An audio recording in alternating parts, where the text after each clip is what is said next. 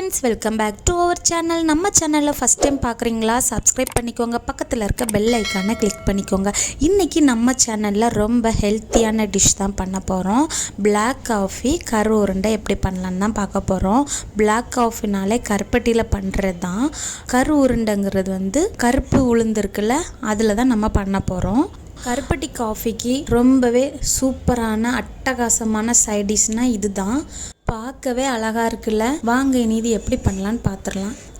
இன்றைக்கி ஒரு பெரிய கப் அளவுக்கு கருப்பு உளுந்து தான் எடுத்திருக்கேன். இதை இனி நம்ம தண்ணியில் ஒரு 3 டைம்ஸ் நல்லா வாஷ் பண்ணி நம்ம எடுத்துக்கலாம். இந்த மாதிரி நல்லா வாஷ் பண்ணி நான் எடுத்துக்கிட்டேன். இனி குக்கரில் தேவையான அளவு தண்ணி விட்டு கொஞ்சமாக உப்பு போட்டுக்கோங்க. நம்ம இதில் வந்து கருப்பட்டி தேங்காய்லாம் நம்ம சேர்க்க போகிறதுனால கொஞ்சமாக உப்பு போட்டிருக்கேன். இந்த மாதிரி போட்டதுக்கப்புறமா நம்ம குக்கரை மூடி ஸ்டவ் ஆன் பண்ணி ஒரு 4 விசில் வர்றது வரைக்கும் நம்ம வெயிட் பண்ணலாம்.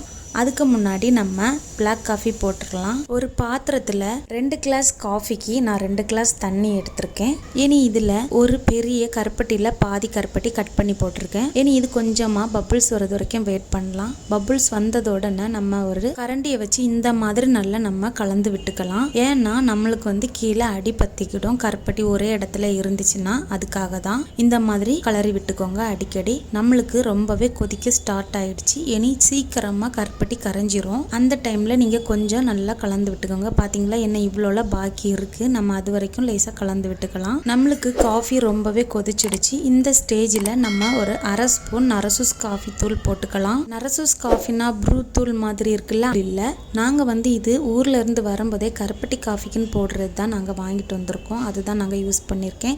ஏன்னா இந்த தூள் வந்து காஃபி கூட ரொம்பவே அந்த ஸ்மெல் கலந்துடுச்சு. கொதிச்ச உடனே நம்ம ஸ்டவ் ஆஃப் பண்ணிடலாம். பார்த்தீங்களா கொஞ்சமாக அப்படி ஒரு மாதிரி தூள் மாதிரி இருக்குல்ல, அதெல்லாம் கீழே படிகிற மாதிரி இருக்கிறதுக்காக நம்ம கொஞ்சமாக தண்ணியை தெளிச்சு விட்டுக்கலாம். தெளிச்சு விட்டுட்டு நம்ம மூடி வச்சுக்கலாம். இனி நம்ம கரு உருண்டை எப்படி பண்ணலான்னு பார்த்துடலாம்.